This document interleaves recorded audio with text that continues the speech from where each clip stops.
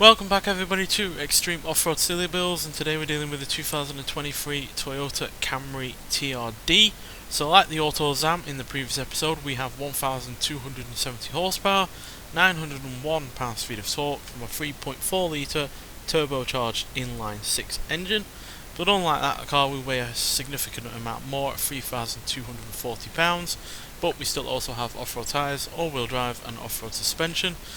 And it can now do 0 to 60 in 2.733 seconds, 0 to 105.402 seconds, and going to a top speed of 227 miles an hour. So, stat-wise, this is actually a little bit better rounded than the Autozam was. Certainly has better off-road capability. The launch, acceleration, and top speed are fairly good as well.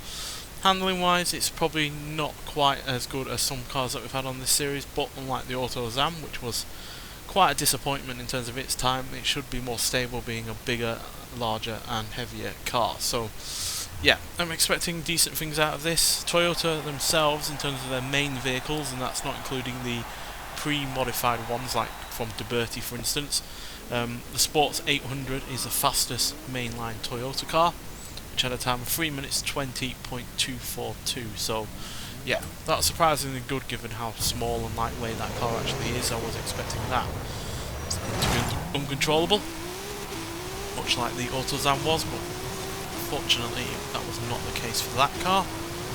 So hopefully we'll have a quick time with this one as well. So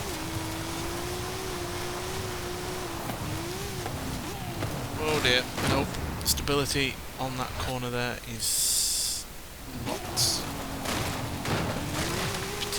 luckily we were able to mostly bounce off that rock there and hold some of the speed rather than just coming to a dead stop. Yeah, not the best of starts. The Autozam also had issues at the start. Hopefully that was just a fluke and not a sign of things to come.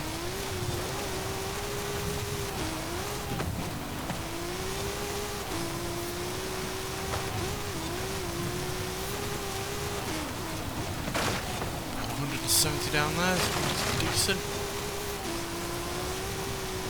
Now this should not get thrown around as easily as the Autozam was, because this weighs about 1,400 pounds or so heavier, so a fair bit more weight there, and it does have quite a wide track on it with this new wider body kit, which is complemented by the altered rear spoiler. And a bit of a crashing jump, or well, landing after that jump there, front end bounced up quite heavily.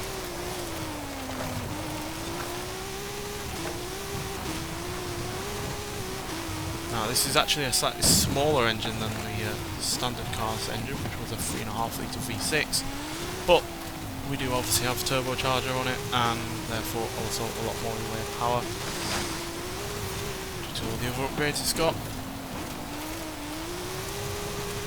Crucially, that means that there's not much extra weight up front, especially since it was also originally front-wheel drive. So the front isn't too overly changed, and there are versions of the Camry out there from this generation that have all-wheel drive as well. So I imagine the rear end, even though on this version it didn't have all-wheel drive, is still set up to accommodate that in some respects.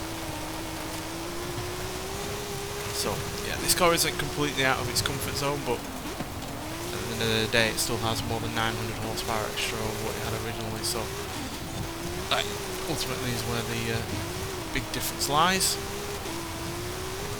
I'd say it's more in its comfort zone than the Autozam was for sure, as evidenced by the fact that this is more controllable and overall a lot more stable. Plus the rough stuff.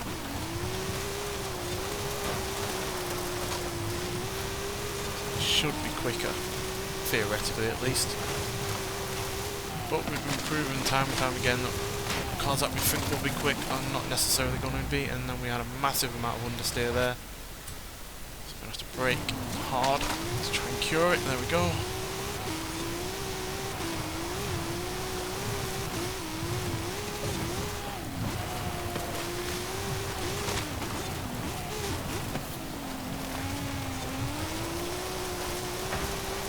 so it has quite a fair bit of understeer, and then at times it also has a good amount of oversteer as well, so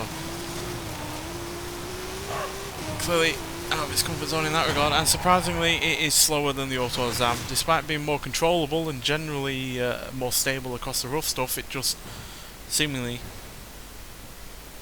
is slower just because of the extra weight that it has going on, which is despite the fact that the acceleration times on this are quicker than the Autozam in both respects of 0 to 60 and 0 to 100, and yeah, it was getting up to fairly quicker speeds, but I guess the Autozam was just that little bit more agile in the corners, whereas this was a little bit more cumbersome, had some understeer at times, which slowed it down right down. So yeah, 3 minutes 27.591 is our final time there. So that's slower than the Sports 800, the Toyota Tacoma TRD Pro, the Hilux AT38, the 4Runner TRD Pro, the GR Yaris, but we are quicker than the Land Cruiser AT37, the Tundra TRD Pro, and the FJ40 from 1979. So we're not the slowest Toyota by any means, and at that time we are also quicker than the likes of Volkswagen Golf R, a Bar 595 SS, Ford F-150 SVT Lightning, Mazda 323 GTR, the Porsche 911 Desert Flyer, Polaris RZR Pro XP Ultimate, Ford Transit Supervan, a Land Rover Defender 110X, a Ford Bronco, and a Ford F-150 XLT Lariat. So quicker than some off-road vehicles, but we're also, like I said, substantially slower than the Autozam by more than a second, which, considering how messy that car was, yeah, it's kind of a big surprise that this car, which had its issues but certainly wasn't as messy, just isn't as quick. I guess the fact that it's got the same amount of power and torque from the same engine while weighing substantially more really doesn't help in that regard. And yeah, we are slightly slower than the likes of a Ford F-150 Lightning Platinum, so that's the electric version. We're quicker than the, obviously, the combustion engine version from the early 2000s, but the electric version is slightly quicker than we are, as well as a Cadillac XTS Limousine, an Audi TT RS, and a McLaren GT, as well as a Hennessy Velociraptor 6x6 and a Ford Bronco Raptor in terms of, you know, off-road vehicles. So yeah, bit of a shame really. I was expecting it to really be quite quick, given, you know, it's got a lot of power. It's generally on quite a stable platform, but just wasn't really quick enough, to be honest. And I think the understeer in certain corners, and the fact it is still quite a large car in comparison to some vehicles, especially in terms of other, you know, saloon cars and non-off-roaders, is really what held it back, which is quite a shame, to be honest. But nonetheless, thank you for watching, and I'll see you in the next one. Bye.